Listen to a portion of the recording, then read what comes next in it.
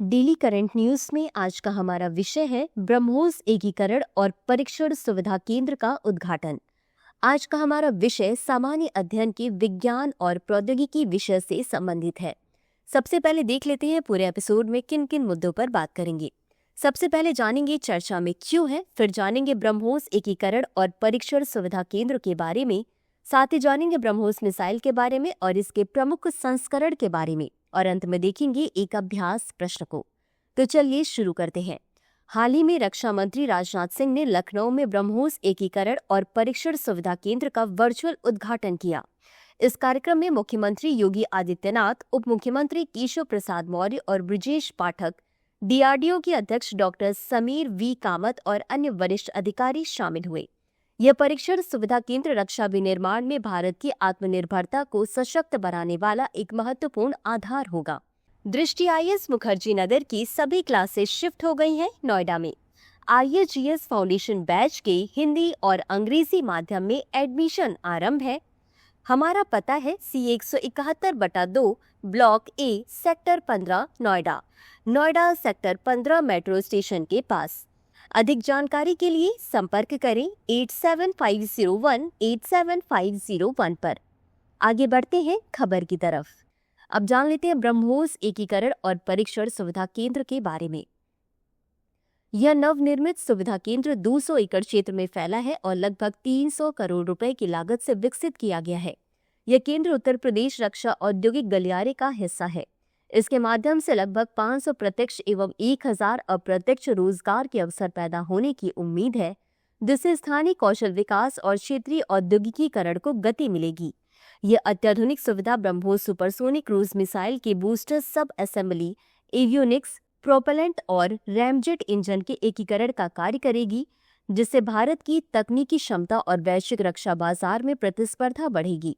अब जान लेते हैं ब्रह्मोस मिसाइल के बारे में। ब्रह्मोस मिसाइल, जिसके रेंज 290 किलोमीटर है, भारत रूस का एक संयुक्त उद्यम है और यह मैक 2.1 ध्वनि की गति से लगभग 3 गुना की शेष गति के साथ दुनिया की सबसे तेज क्रूज मिसाइलों में से एक है। इसका नाम ब्रह्मपुत्र भारत और मोस्कवा रूस नदियों के नाम पर रखा गया है।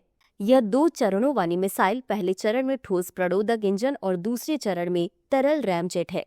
यह एक मल्टी प्लेटफॉर्म मिसाइल है, यानी इसे जमीन, हवा और समुद्र से लॉन्च किया जा सकता है तथा सटीकता के साथ बहुक्षमता वाली मिसाइल है जो मौसम की स्थिति के बावजूद दिन और रात दोनों समय काम करती है। यह फायर एंड फॉरगेट सिद्धांत पर काम करती है, यानी लॉन्च के बाद इसे मार्गदर्शन की आवश्यकता नहीं है। अब देख लेते हैं इसके प्रमुख संस्करण के बारे में। भूमि आधारित संस्करण। भारतीय सेना में तैनात यह संस्करण 400 किलोमीटर तक के लक्ष्यों को भेज सकता है। इसके मोबाइल लॉन्चर प्रणाली 3 मिसाइलों को एक साथ दाग सकती है। नौसेना आधारित संस्करण।